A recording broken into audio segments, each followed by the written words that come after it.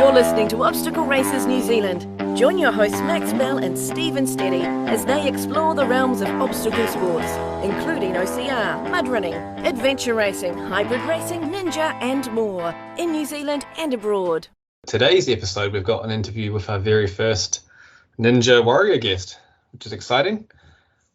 So we interview Katie Sparrow, who is a Kiwi, originally from here, but she's living over in Australia at the moment. And she's been on the Australian Ninja Warrior TV show 2 times, season 3 and 5, I believe. 3 and 5, I think it was, yes. Yeah, so we talked to her about that. And she's a personal trainer over in Sydney, Australia. She also acts and sings and does stunts and beatboxes and competes in Ninja Warrior. So yeah, personal trainer. Did you say she was a personal trainer in Manly Beach? We interviewed her. So. She was standing on the beach. If you listen, you can hear the seagulls in the background. Yes, we recorded. She was on her phone recording from the beach. So we've had to go. I've had to go editing the audio. It's a bit. The volume levels were a little bit different between us recording at home inside on microphones and she was recording on her cell phone outside on the beach. So I've done my best at leveling the audio levels between the voices, but apologies if it's a little bit tricky to listen to at some points. Well, before we go to the interview with Katie, got some news to talk about. The launch of Adventure Racing Worldwide. Yeah, so we've seen, this news was announced. We took our break over Christmas, but this news was announced about then in December last year that Adventure 1, which is an adventure racing series, which runs in, you were saying it was New Zealand, Australia, and South Africa at the moment? Yep. Yeah, they got 3 countries with 5 races in each by the looks on the website. So they've just been announced as the official Adventure Racing World Cup of World Obstacle. World Obstacle being the International Federation for Obstacle Sports that you and I are involved with. So that's exciting. So World Obstacle up till now has been doing a lot of work trying to grow OCR mostly, obstacle racing, but also they're connected to a ninja league.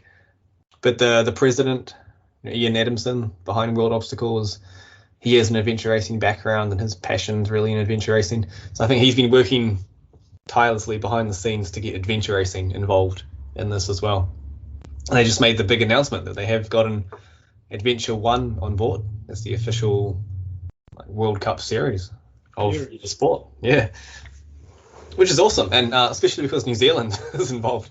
So Adventure 1 has their New Zealand series with 5 races in it. But I'm not too familiar with adventure racing myself. So do you know these races? I know a couple of them. I know of a couple of them. I've just clicked on the wrong page, so I'm going to go back to events. But yes, there's a couple of the New Zealand races people would be excited. Parkour Adventure Race, the 24th to 26th of April. It's a 24-hour race. The Bivouac at Whangamata in the Bay of Plenty is a 12-hour race. The Maricopa Munta. There's a few people I know wanted to go and do that this year. Just do this, not the 24-hour race, the shorter version, but it coincided with the goat race. And then there's the new one, True West, which I only heard about because it's part of Nathan Faval. It's one of his races, and I was following him while he was doing the God Zone race, which he just won. And there was something on his page about that. But it is also... It's a Rangatiki adventure race. Rangatiki, yeah. And it's... The True West is the World Cup final, which is going to be race 5 here in New Zealand. It's a 48-hour race on the 1st to the 4th of December. Yeah, so that's cool. So for New Zealand, we have both the A1 New Zealand series, but then we also have the World Cup final, which is... True West is the final race in the New Zealand series, and it's the final race in the Global World Cup for adventure racing now. That's cool. Yeah, I don't know much about True West, but it sounds like they're launching with a lot of titles behind them. Yeah, international athletes. The race is going to be in South Westland. Not sure where that is. It's like Fiordland, but 30 degrees, but on a 30-degree angle, according to the website. So we need to get some adventure. Oh, yeah, we've got a ninja guest on this time. We need to get some Ninja adventure guest, we're going to racing find guests yes. on. Well, explain this well, stuff to us as well. Try and get hold of Andrew Robinson, because he has just competed in the God Zone race. So get him to give us his take on adventure racing. So reach out and see if he'll come on and have a chat with us. Yeah, because he's done a lot of obstacle races as well, and a lot of running. I heard about his New Zealand title recently of him running the 7 great walks in 7 days. But if he's getting into adventure racing now, he'd be fascinating to talk to about all this stuff. Yeah. What other new events have you heard of? I'm not going to bring up any events that have been cancelled, because it's just no fun talking about them anymore. I don't know if there has been any new events. Event postponements, and this one is a sport outside of the obstacle sports of World Obstacle, but the Parkour World Cup, World Championship, they announced that got postponed again. So it hasn't even taken place ever yet. The initial one was meant to take place in 2020 in Japan, I believe. But then COVID happened, and it got postponed again, and it was meant to take place 2022 now, but they just announced it got postponed again. So they haven't given a new date yet, but I imagine they're trying to look to 2023 at this point. Yeah, at some point there'll be a Parkour World Championship. Will be exciting to see how that plays out, but they're getting hit pretty hard with COVID. Yeah, I think a lot of people are. One that I will mention, that Muddy Good Run out of Christchurch. I see that got cancelled today. I just started following them after you brought them up a few weeks ago. I Googled them and found their website, put it on, and then outcome today was postponement. No, really? Sorry to announce that Muddy Good Run in Canterbury on the 27th of March has been cancelled. The Muddy Good Run planned for the 25th of September is still a go at this moment. Much more news that I know of. Anyway, with so many things cancelled and so many things still haven't come back yet. Yeah, there's not many New Zealand events taking place at this point. Hopefully, as we roll, so I've got some events on in March or end of March. No, actually, that one got cancelled too. That was a trail run I was going to enter in the end of this month. I saw that one got cancelled, but I've got some events on, some trail runs on April, and one in May, and then some obstacle races in May. But yeah, there's events still looking to go ahead in April and May at this point. But we don't know how things are going to work with COVID, and if we will be in the red alert level setting at that point. So fingers crossed. Yeah, the country will allow events to happen soon. Well, we can only hope that it starts to get better. And now that Auckland's numbers are starting to drop, but I see the rest of the country's COVID numbers are starting to climb, so it could be a little while. Oh, that's some news to talk about, actually. I'm in isolation at the moment. So I just recently caught COVID last week. So we're ending up our isolation in a few days in my household. How long have you been isolating for? So I'm going back to work Thursday. So that would be my 8th day. Yeah, so tomorrow is my 7th day of isolation. But a bit longer than that, because my kids got it before us. So yeah, I'm probably up to day, I don't know, lost count at this point, day 12 or 13 or something. Our whole household got sick, and me and my son probably got it the worst. We were sick for about a day, and still recovering now a few days later, but had one day period where we were quite bad, and I was struggling to walk during that day just because my muscles were so sore. We're all on the mend and getting better, and yeah. Yeah, I must admit, I've been very lax. I have no idea what the rules are anymore. I still scan, I still wear my mask, but if I get COVID, I have no idea. I'll just have to rely on my wife and someone else to tell me when I can go back to work. Because working from home, I don't go out all that often. And at the moment, other than taking the dog for a walk or a run every couple of days. Well, they keep changing it too, because the isolation period was 10 days and then it dropped. Like picking up the rat tests, the system, like they had didn't they have 2 years to design a system and it's not working? So, because my son got it first, who's 8, and you can't. So if you're an adult, you can report your test online, but children you can't. You have to ring up. But then their phone number, 0800 number, went down. So I was ringing up and it wasn't working, and I ended up ringing up a few days later and reporting him. But I think a lot of parents had the same problem, and I don't know why you can't just report kids online. Makes it difficult. And then picking up rat tests as well, though. So my kid had symptoms, and we were trying to pick up tests, and I had to go to 5 different sites, so they were all running out. Yeah. I guess it's not their problem, just massive demand. We finally got some tests, and then I'm a critical worker as well, so even after I was isolating, I tested negative, went back to work that day, and I needed more tests. So I had a critical worker number, and you enter it in the system, and it tells you to go to a site, bring this message along and pick them up. So I went along to a site, and they were like, no, we're not giving them away to critical workers. I'm like, it says right here. And it's like, I don't know. So they ended up giving me a few tests, but they didn't give me the 10 that you were meant to get as a critical worker. So yeah, it's people on site don't know what's happening, and they're all getting overwhelmed. I mean, understandable. Yeah. They're just getting hit hard, but yeah, I think no one knows what the rules are. No one knows what the rules are, and I will give the government a little bit of leeway, because I know it's been 2 years, but nobody, if you'd said this, even this time last year, that we'd still be in it in a year's time, most people would have laughed and said, no, it'll be all over by now. So it's a bit hard to plan for something you just don't know when it's going to end. And then, of course, the variants, right? So Omicron happened, and that changed the way they do everything. And there's a good chance they're going to get another one before the end of the year, different variant. They were talking about them and different stuff on the telly tonight, and I'm going, oh, God, why? Yeah. Anyway, we better get back onto obstacle sports. So one other piece of news item that we haven't mentioned yet is, well, in terms of bad news, is the war started with Russia and Ukraine in the middle of a pandemic. They had to go start a war as well. But Russia launched the war during the Paralympics, from what I understand. So the Olympics, there's an Olympic truce, which happens X days before the Olympics and X days after the Olympics, where countries are meant to cease hostilities or new hostilities. Yep. Yeah, it goes back to ancient Greece, where they would stop fighting to compete and then go back to fighting. But Russia broke this truce by attacking Ukraine. So I think because of that, sporting world has gone political, and the sporting world is banning Russian athletes.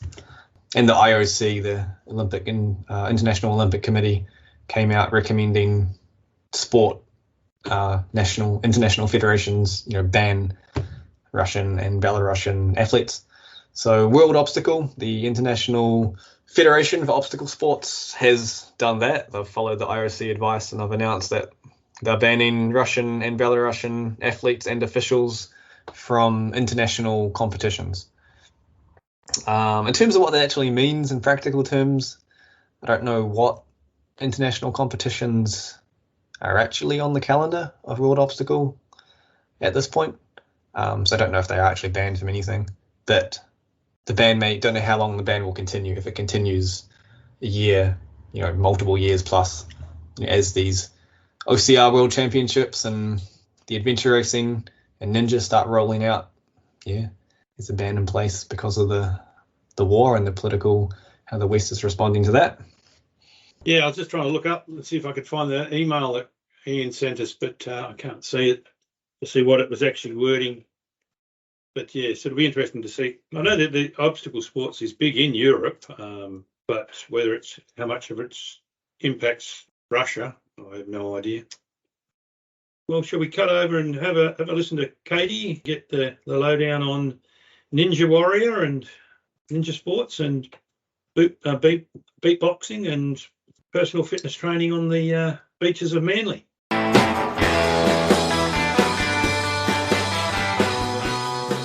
Joining us on today's episode, we have Katie Sparrow.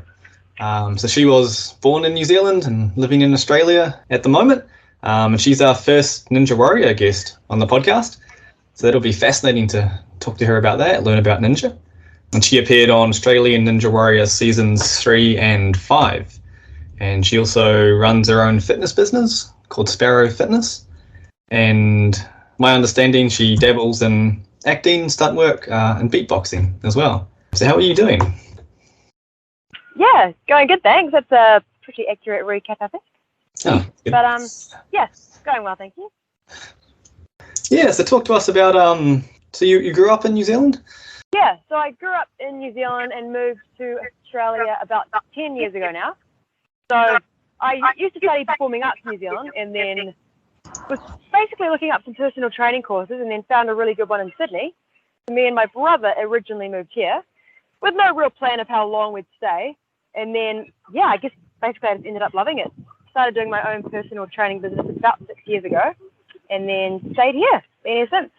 So you're in Manly, I take it from your Instagram page, but it says on stuff you went to Tasmania first. Really? No, I didn't go there. Well, All right. Katie Sparrow, that is. But no, yeah, I live in Manly. So basically I came straight to Manly when I moved here and have been living here since. And I think that's probably a good majority of the reason why I'm still here. Like, it's just such an awesome beach town. Quite similar to Mount Maunganui, actually, in New Zealand. And yeah, I've set up all the personal training here and it's such a good location to do it. That's kind of, I reckon, why I've stayed. Maybe it would have been a different story if I'd moved to like the city in Sydney or something. Yeah. No, Manly is a beautiful part of the countryside. Yeah, it's so nice. But no, not Tasmania. That wasn't me, sadly. Tasmania does sound cool, though. Yeah, so do you want to tell us about your training, your personal training? How's that going? Yeah, it's going really good. So I used to work at a gym when I first got my qualifications for about 2.5 years and then decided to go out on my own. So I mostly worked out of a gym called Plus Fitness, so I just pay rent and kind of run my own thing. And then slowly I started introducing a bit of outdoor stuff on the side.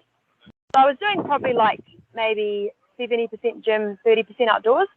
And then COVID hit, and then it all went outdoors. And then COVID hit again over here. So basically by the time we did 2 lockdowns, it's kind of switched. I reckon I'm like 90% outdoors now permanently, and then probably 10% gym. So it's great. Like, the whole attitude's changed. A lot of people, I reckon, have become a lot more caring of their mental health and fitness and stuff. So my client base has probably like gone up a lot. And yeah, it's all pretty much outdoors. So for me, that's amazing. Like, it's so nice being outside all day. Yeah, it's great. I'd say COVID has actually done me really well, and personal training in Manly is going good as well. Is it pretty common to do outdoor personal training? I'd say over here it's fairly common. Like, there's a lot of group boot camps going on. And I think because the climate is often hot, hardly ever rains. Yeah, I'd say it's pretty common, probably in comparison to somewhere like the UK, I'd assume. And I think COVID will make it a lot more. I know I do a boot camp, go to boot camp, and we're outside, but there's so many more around Vic Park in central Auckland now that were not there 2 years ago. And some of them have got a lot of gear that they bring out of a trailer or something. So they've come from a gym and moved out because gyms still can't really open at the moment here in Auckland. So. Oh, yeah, true. That's right. You guys are still on lockdown. Yeah, I'd say it's become more of a thing too. Like, people have actually decided they enjoy the outdoors. And some prefer the gym, so still have the different opinions. But yeah, it's more common now, I reckon. I see a lot more people now training outdoors. And what got you into Ninja Warrior? Where did that start? Well, I think Ninja Warrior was just something I was always aware of. And then I sort of found out that they were doing it in Australia. That was like 3 years ago when I did the first one I did. That was season 3, I think. So yeah, I think I was just aware of it, and then I had a few friends tagging me in it when they found out it was coming here. And so I applied for the 3rd season. I guess I've always just been quite physical, and for me that just seems like such a fun challenge, something that like I might be all right at because I have a fairly good upper body strength. So that was kind of why I initially was, I want to try that out. I want to do it. It looks really fun. And then, yeah, as you know, I did season 3. Didn't do that great. Kind of had a bit of a unlucky mishap. And then did a lot better in the next one, which was, season 5. But yeah, just for fun, really. And just sort of test my physical ability, see if you actually can achieve it. Did you need to do any, because you did climbing beforehand, is that right? Just looking online. Did you need to do any specific training for Ninja? Or it was? I did. So I've always been okay with a lot of the body weight stuff and like pull-ups and all that. So I increased that type of training because you need that for Ninja. And rock climbing is a sport I used to do, so I sort of had that ability because I feel like rock climbers and gymnasts are often the best with Ninja Warrior. And for season 3, I started going to a ninja gym because there was one about 20 minutes away from where I live, like Manly, in Narrabeen. So that was great leading up to it. That way you could just test a few of the obstacles and actually learn how to do them properly. And even slacklining, I started doing a bit of that, which really helped with balance, because on Ninja Warrior, the second obstacle is always a balancing one. Then season 6, I didn't really get so much to go to a ninja gym for that one, because I think that was for a lockdown. That was obviously shut all of last year. So I didn't really go to a ninja gym. But I suppose because I do train all the time anyway, I can naturally do okay at it. But yeah, I think to do really well, to get to like a grand final, it helps so much if you go to an actual Ninja Warrior gym and you find out how to do all the obstacles. Because it starts to become technique by the end of it. There's only so far you can get being like physically fit and strong, and then you've actually got to figure out how to do all the little obstacles, where to put your hands, bloody blast skills, techniques, whatever. Yeah, over here in New Zealand, we don't. I so love ninja gyms to come here, because it's massive in Australia, right? The TV show, and there's gyms and competitions, but it's not. I mean, we get the TV show here, the American one and the Australian one, and there's people who watch it, there's fans, but it hasn't taken off here the same way. You know, there's no gyms yet. I don't know why. I mean, hopefully talking to people like yourself get some more interest in New Zealand and get some people, starting gyms and competitions. But yeah, I'm kind of jealous seeing what Australia's doing. Yeah, totally. That'd be cool. Maybe if you guys got the actual Ninja Warrior show there, then that would be more of an appeal to start getting Ninja Gym. Yes. But I mean, yeah, that would be the idea, right? If you guys got to run Ninja Warrior there. Yes, yeah. But I think that's the same as a lot of the obstacle stuff. It's just the population we don't have the population really to have a whole series. Yeah, it's a bit of a shame. I suppose it would be pretty expensive to run, so you want to, get good views. So can you give us some background of what happens in competing on the Ninja Warrior? Like, what was a day at filming or competing like? What did you do? How long did it last? Well, basically, when you do the heats, that's the first one. You go there for like a whole day, and they're kind of filming you all day, doing like warm-ups and things and like interviews. And obviously they don't necessarily air you. You find out later on if you're actually going to be aired, and I'll just use sections of different things. So yeah, you're pretty much there the whole day. And it's not until the evening that you actually do the course. So you get showed the course once later in the day. You actually see it once, so you know kind of what to expect. But then obviously you only get one shot at it. And then later on, they'll start calling you out. So you actually have no idea if you're going to be like first or last. It could be any time. You just get called in groups, maybe like 5 at a time. And that kind of gives you like a half an hour warning. You get ready, then you go out. So you do like more interviews, photos and stuff, hero shots.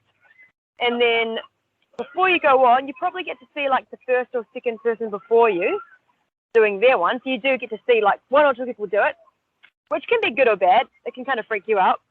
I think the season 3, when I did that one, I saw, I think the first 3 people before me go on, and that kind of freaked me out because they all fell off before second obstacle, and I was like, crap. And so that's kind of why I freaked out and jumped onto that log and then just didn't jump off. But yeah, so it's kind of a good thing, or it's kind of not a good thing. And that's pretty much it. So you do the course, and then you either complete it or you don't, and they do a quick interview with you straight after. And then, you wait for the whole night until everyone else is finished, and then you get to go home. Okay. So it's kind of just a full day thing. And of course you get to invite people as well. So you have like a certain amount of people in your crowd, and they get in the audience, and then some of them get to run alongside you as well. So you do one heat, and then if you get through to the next one, you come back a week or something later, or? Yeah, exactly. So if you get into the semis, then it's about exactly 1 week later you return. So then they'll put you into a new course, so the semis. And the semi is similar but harder. So it goes up each time. So heats are the easiest stage, in semis, final, grand final. So each obstacle is similar layout, but the first one's always like a balance thing. The second one's always a swing thing. Third is like grip. 4 is another grip thing. 5 the wall. So yeah, it's just harder version of everything. Okay. So this one would have been a lot easier too, because this one was in Sydney, wasn't it? The last one. Yeah. And the first one you did was in Brisbane, so you would have had to travel? Yeah, so someone was in Melbourne that I went to. So that one. Oh, Melbourne. Yeah, I had to travel to that one. So yeah, this is way more convenient. And it's actually quite funny. On this one, they actually called me that day and asked if I could do it that night for my heat. So I reckon it was kind of good in a way because I wasn't nervous because I had no notice. I was like, oh, okay. Because I was sort of on a standby list, so they don't always want you to return. But sometimes they do if they've got some sort of story to reuse or whatever. Anyway, they randomly called me that night and were like, oh, can you come tonight? And I was like, oh, okay, I can come after work. So I just rocked up. And luckily I got to miss out on a whole day of kind of waiting around, which is the part you kind of just get sick of and tired and nervous. So I rocked up at like 7 p.m, ran my race a few hours later, and it did quite well at it, got through the semis, and I was like, sweet, great. And then, they chose to air all that, which was quite cool as well. But different to my first year, very different. The first time I did it, I was through the whole process and flew to Melbourne and blah, blah, blah. So yeah, way more convenient having it in Sydney. It was good. So you need to apply the first time, right? You submit an application. Yeah. But after you apply the first time, do you need to reapply to be on it another season? Yeah. Or do they call you up? Yeah, you do actually. So you do the same thing pretty much every year. So you do like a new video, and then they say on the thing, have you been on Ninja Warrior before? And you say yes, no, and they want to know what's changed over the last year, like what's different this time, blah, blah, blah. A lot of like the ninjas, they have returnees, like you might know like Olivia Vivian and kind of the really good ones. So they purposely repeat them. And then, yeah, I'd say a lot of people do reapply. I'd say most don't get back on just because obviously they need to leave room for new people. But yeah, sometimes they do let you back on for whatever reason if they can bring something different. And I suppose in my case, maybe because I did better this time, maybe that was my kind of backstory. Katie's come back and done better. I don't know. Yeah, it was cool though. I was glad to come back on it. So are you applying again for the next season? I am. I just put my application in like a week ago. Nice. And I actually just got through to the tryout. So first you do the application and the video, and then the next stage is the physical tryouts. That's in like another 2 or 3 weeks. You go there and do a whole bunch of physical tests like push-ups, pull-ups, gripping stuff, endurance, and you do it against like 5 other people.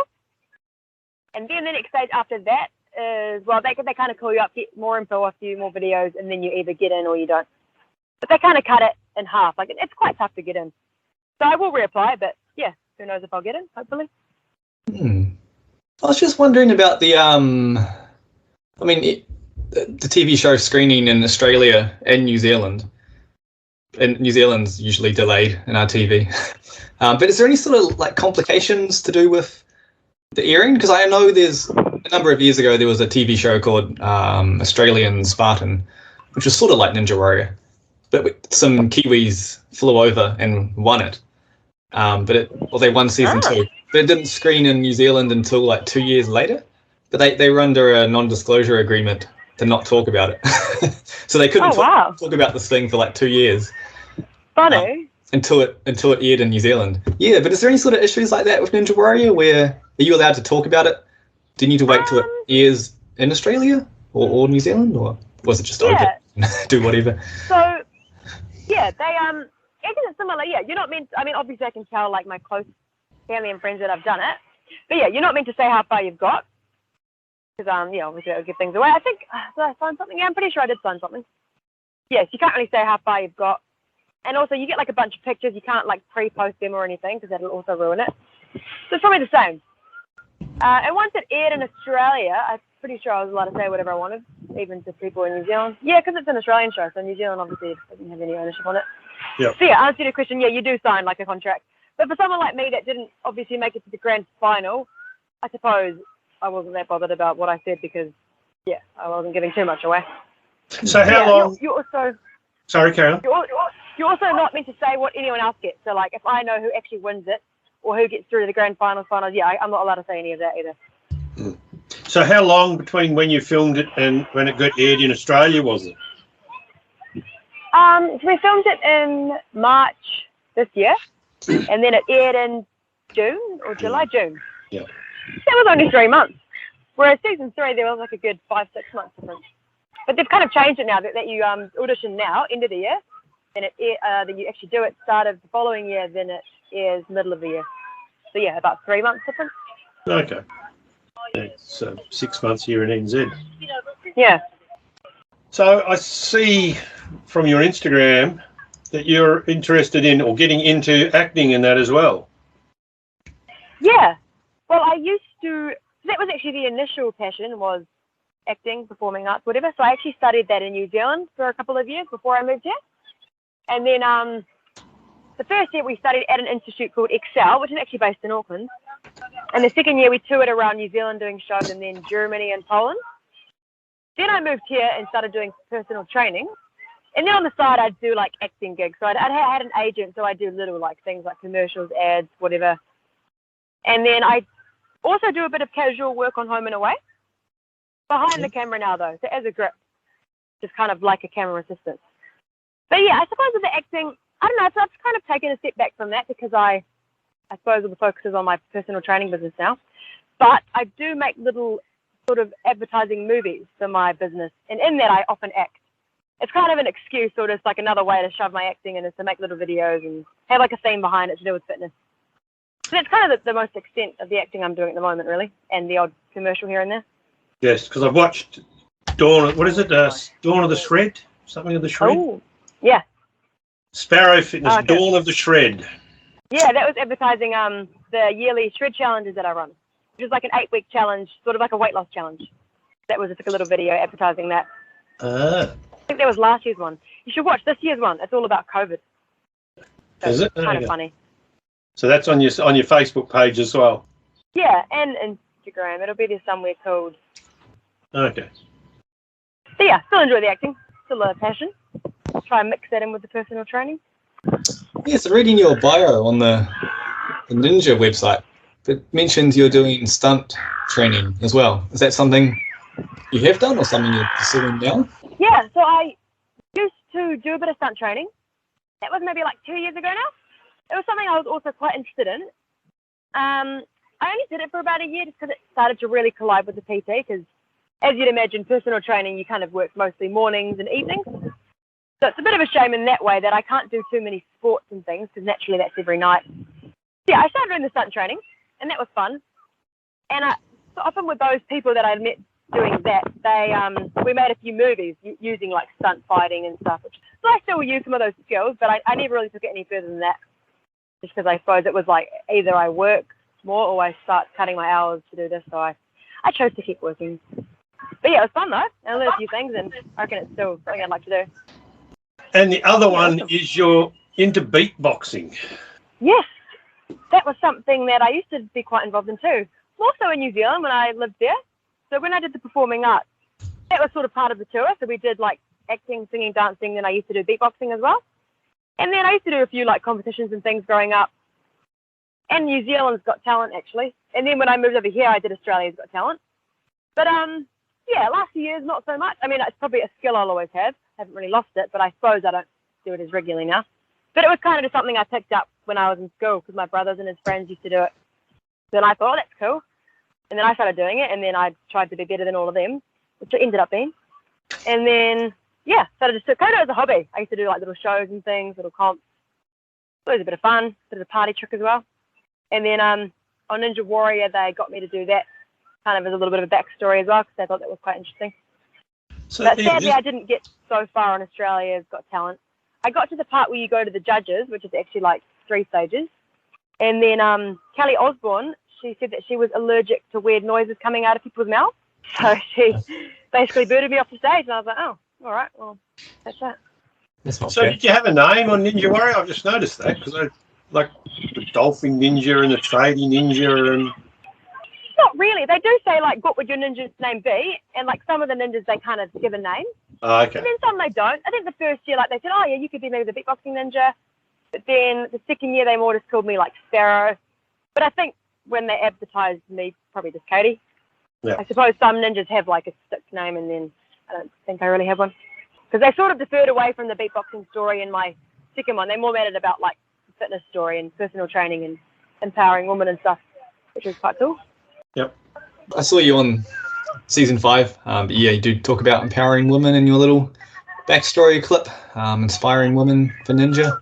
But watching the Ninja TV show, it seems quite biased towards males, I think, in that, you know, the males get to the finals and win it. Just because the females and the males are competing on the same course. Do you think that's something that's good in your opinion, or something that's a bit uneven playing fields with the same course for both genders. It's a weird one, eh? It's kind of contradictory, and then it's not. Like, they trying to do it like that, I guess, to make it even and make it so it's not always like boys against boys, girls against girls. It's kind of cool in a way that they're like everyone together, because they might, it's kind of a bit more of a belief in females that we're actually the same physical ability as males. So I like it in that way. But then I suppose also like a little bit unfair, because it's kind of like, well, the results in a way do speak for themselves. Like, it's always 10 or 20 guys in the final. Not to say girls can't be in the final. Like, you'll get the odd one or two in there every now and then. But I suppose, physically speaking, males are generally better at a lot of that stuff. But it's not to say that girls can't be. It's a hard one. I'm not sure what to think about it. I quite like it, but then I do feel like if it was split, well, I mean, if it was split, I'd be the top 10 girl in Australia, so that'd be pretty cool. But yeah, there was no chance to get in the final with that group of guys. Like, wow, they're amazing. Just on that, how many women and how many men would have there been, roughly? I really didn't think of that before. Way more guys apply for it. I don't know the exact numbers, but to give you an idea, there were 10 girls that got to the semi-finals. Yeah. And there were like, how many guys? A lot, like 100. Oh, okay. Oh. So it's quite, I don't know. It's a tough one. I think it's cool, and then I also think it's a bit annoying because then, I don't know, some countries like America, I think they changed the obstacles slightly for females, just because like generally females are slightly shorter, so they try and make it a bit more even. Yeah, I don't know. But then Ninja don't like, I find the Australian Ninja, because they often bring it up, they think it's really cool that we have it guys and girls mixed, and they just think that more girls need to apply and blah, blah, blah. So, I don't know. So how do you get more girls involved in it? Because that's one of the things that we're trying to, with this podcast, is inspire grassroots and young girls to get into obstacle sport racing and ninja and such like. Well, I think looking at a few of the ninja girls as an example is a good one, because like you see how physically able they are. So it isn't just guys that are good at it. And I suppose it's a bit of self-belief. People just need to believe in themselves a bit more. And if a girl is keen to do it, like, give it a crack. Got nothing to lose. But I don't know. I suppose like Olivia Vivian's a great example. She's amazing at it. She gets into the final like almost every year. So I suppose maybe it's a confidence thing. Maybe girls need to think, oh, actually I can do that. It's not just guys that are good at it. And it's kind of even cooler as a girl doing it, because for a start you've got more chance of getting on. They want to get more girls in. It's probably way harder for guys to get on. And then like if you do well, you're standing out way more than the guys, because so many guys do well and only a few girls do well. Yeah. Yeah, because you were from Mount Maunganui, is that right? Yeah. Yeah, from there originally. Yeah, there's an obstacle course race there, which has just started up in New Zealand. Oh, looks like you cut out a second. Sorry, the video's gone down. Sorry. Yeah, but it's a New Zealand obstacle course race series held on the beach. One thing they were quite strict on, or pushing for, was there's sandbag carry obstacles, but they were wanting sandbag weights to be the same for guys and girls, whereas most races, and I think all the other races in New Zealand with sandbag carries, they have the split weights, where the guys one's usually heavier. So it's pretty cool to see. This Ultimate Athlete's the name of the race, but it's cool to see them pushing that as well, where they're like, no, we're going to have the same course, we're going to have the same challenges for men and women. Yeah. Cool. It's awesome. Yeah, it's cool in that way, So I don't know. Part of me quite likes it. Then, I don't know. But then people still kick up fusses about it. A lot of the girls sometimes do with the ninja. So, I'm not sure. That's cool, though. That sounds like fun. Well, I'm hopefully going back to New Zealand for Christmas. First time in 2 years. So, I'll be in Mount Maunganui soon. Have you got MIQ booked, or you're hoping not to have to do it? Well, no, I actually got into... So they did like a room release about a week ago. So I got into one. I booked it not knowing if I actually was going to do it. But then I thought about it, and I thought, 7 days is, half of 14 for a start. And I can probably make use of that. Get a lot of admin done, relax time. And then I have about 3 weeks out with the family and friends. So, doing the isolation. Should be all right. What you make of it, I guess. Yeah. Is there anything else you wanted to bring up? Anything you wanted to talk about that we haven't asked you? Trying to think. Maybe not. That's probably covered quite a lot of Warrior. Yeah, I suppose it would just be cool if New Zealand can run one. But I suppose like any TV show, you just need like a big population to be able to afford to run it. But hopefully one day. It'd be cool. I reckon there'd be some pretty talented Kiwis at it. Kiwis are pretty good at their sports. I was hoping that they might, like they do with that Spartan one that they held in the Gold Coast, they would have a couple of Kiwi entrants in it. But by the sounds of it, they're flooded with Australians. So Yeah, because the Spartan show, entries were open to Australian and New Zealand. New Zealanders, yeah. I think they paid the flight tickets of Kiwis to fly over. But Ninja Warrior, it's only Australian citizens only. So I think Kiwis can't actually apply for it. But that would be awesome if they could open it up. And maybe just say Kiwis have to make their own way over there. It doesn't cost them a lot more money. But yeah, hopefully it's talented people here who want to apply and then pay their own costs, and that would increase popularity, I think. I mean, they might be able to, because I'm not actually an Australian citizen, but I live here though, so maybe maybe that's why I can do it. Maybe they'd be like, oh, you don't even live here. But then maybe they wouldn't. Because I was going to say, is there any other Kiwi men in it? Did you know? Because I know India Henry, she did it a while ago, and she's a Kiwi as well. Yeah. Not sure actually. There probably was, or maybe not. I don't know. So I suppose you just meet the people that are in your heat. So I met all the ones that were in my heat and in my semi, and then obviously you meet a few of them at the Ninja Gym if you go there a few times. And then my previous season, I met a few of them, so there's a few familiar faces. But yeah, you don't meet every single person, so I'm not actually sure. Okay. All right.